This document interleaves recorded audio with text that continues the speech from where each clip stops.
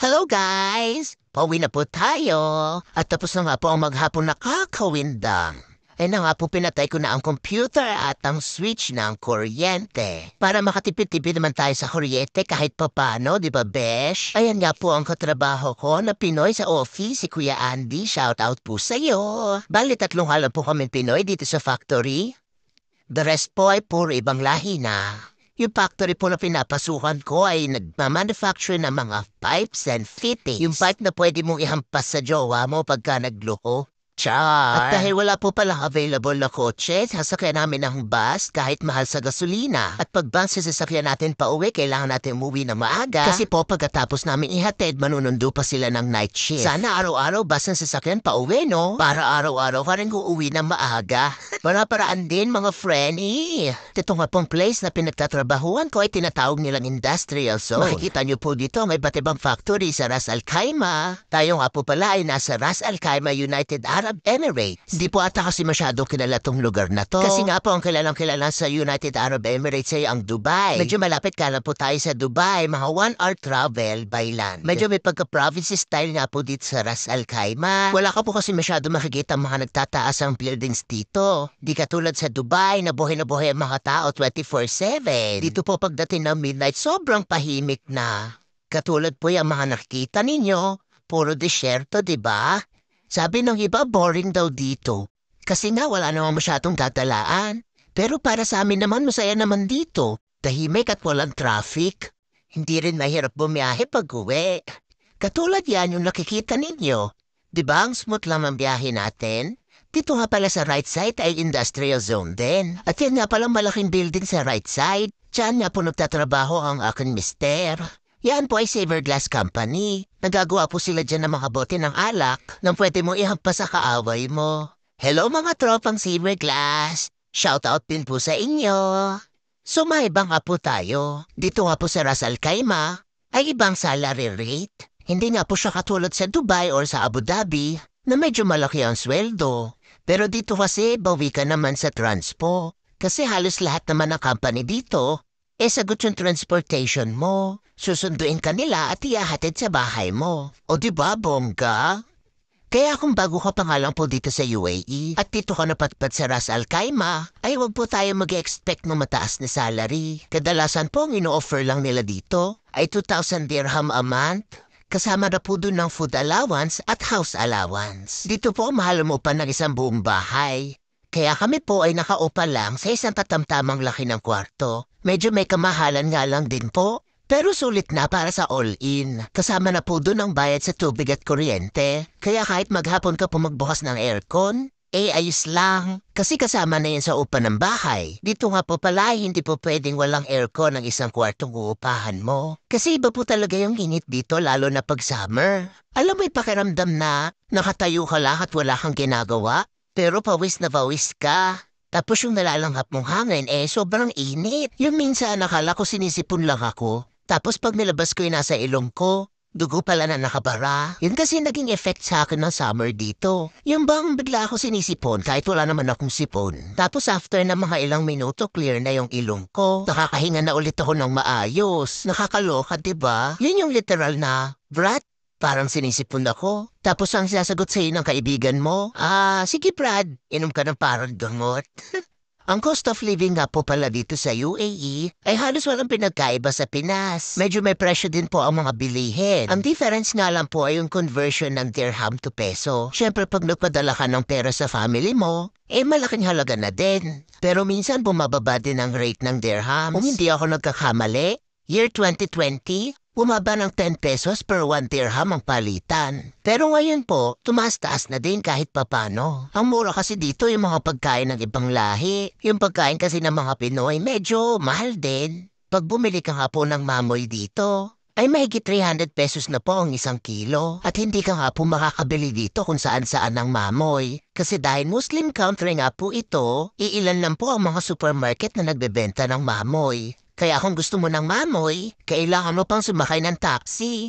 At medyo mahal nga din po ang taxi dito pag sumakay ka. Kahit malapit lang yung pupuntahan mo. Ang madali mo nga lang pong mabibili dito ay yung chimken. Anywhere yan. Kung gusto mong frozen chimken o kaya yung bagong katay. Sa point na to may chumichika sa akin. Say hi to my vlog, Sir Joy. Siya nga po pala ang production manager namin. Kasabay ko siya sa pagpasok at sa pag-uwi. Akala niya kasi may ka-video call ako. Kaya siya kumaway. Sabi ko sa kanya nag-video lang ako para sa YouTube channel ko. Para memories na din in case na mag-for good tayo sa Pinas. Meron tayong babalikan ng mga memories dito sa UAE, di ba? Isang big achievement na kaya ngayon yung mahalagpas ka sa immigration. Kasi nga, di ba, medyo maraming na-offload. Isa nga po ako sa na-offload nung first time ko nag-try papunta dito. Hindi talaga ako inalaw ng immigration officer. Kaya ayun, umuwing luhaan ng lola niyo. Daig ko pa na broken hearted.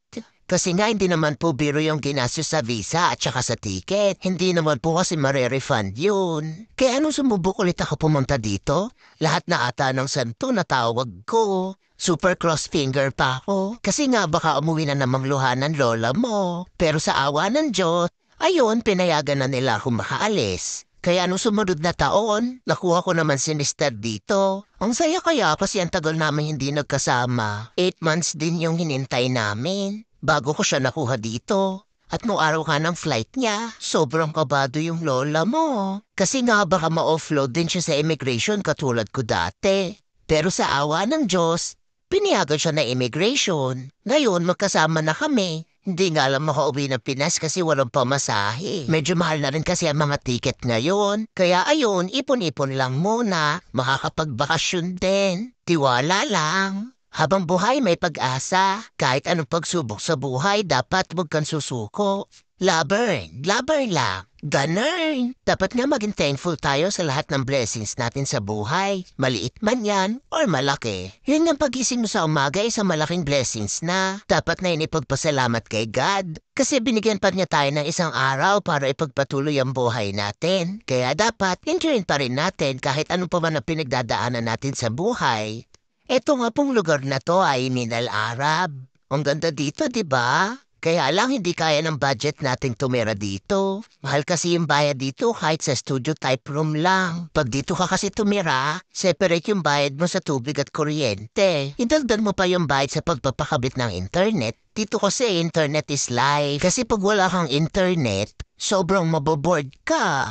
Kasi kahit may TV ka, hindi mo rin yan magagamit kung wala kang internet. Hindi kasi tulad ng Pinas dito, na maglalagay ka lang ng antena ng TV, carry bells na. Makapanood ka man ng news dito, sa YouTube na lang. Replay na lang, ganun. Ang daming puno ng dates, no? Libre lang yan. Pag namuha kayo mga dates dito, pwede ka lang humingi sa mga kapitbahay. Maswerte ka kung yung tinitirahan mo merong puno ng dates.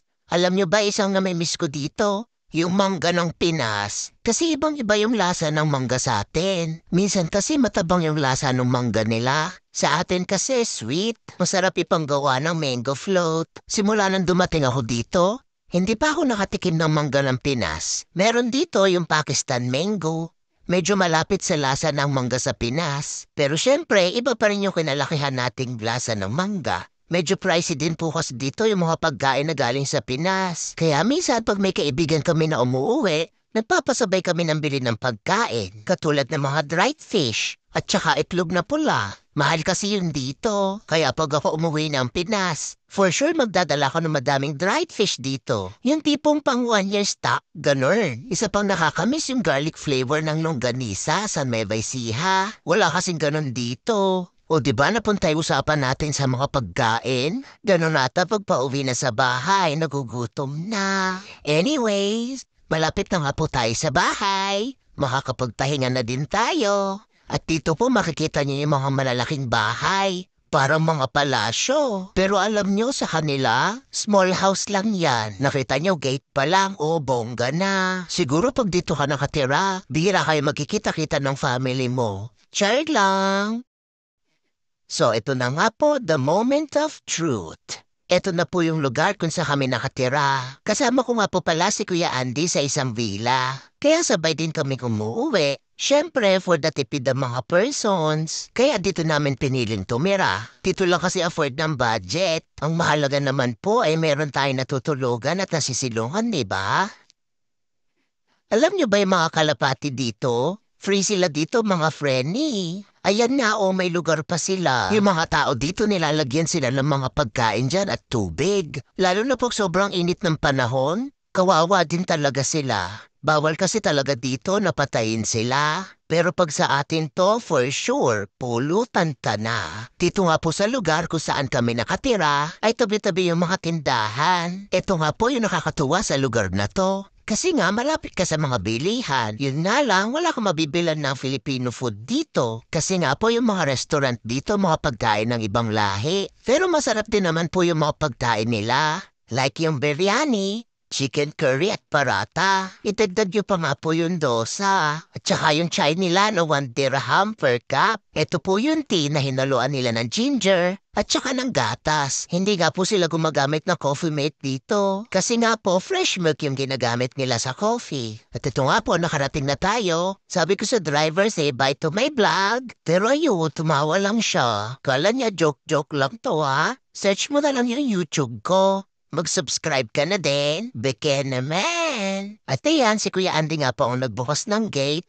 O diba, ang linis ng villa namin? Puro Pinoy kasi yung nakatira dito. Meron lang isang room na ibang lahi yung nakatira. Pero the rest, puro Pinoy na. Kaya hindi ka masyadong homesick. Kasi pag nandito ka sa loob ng villa, para ka lang din nasa Pinas. Dito lahat ng rooms walang kitchen sa loob. So no choice ka kung hindi magluto sa labas. Good luck na nga lang pag summer. Kasi maliligo ka talaga sa pawis mo. Wala ka naman po kasing choice. Either pagpawisan ka or magutom ka. So dito nga po pala sa villa namin ay merong 13 na kwarto. Siyempre yung bayad mo dito ay depende sa laki ng kwarto na uupahan mo. Mas malaki, mas mahal.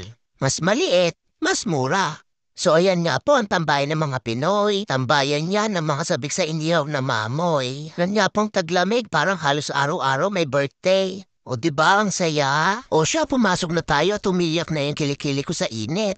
Ayan nga po yung kusina namin. Common kitchen nga po pala yan. Bale, dalawa kami nagsishare sa kitchen. Pero syempre magkaiba kami ng kalan. O siya, buksan na natin yung kwarto. Para makapagpahinga na din tayo. Ang hirap din pala mag-voice over pag mahaba yung video. Thanks for watching!